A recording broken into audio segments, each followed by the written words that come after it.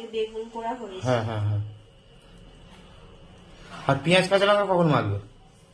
একটু ঝাল ঝাল করবে শীতকালে, তো টেস্টি করবে একটু তেল। ওঠ,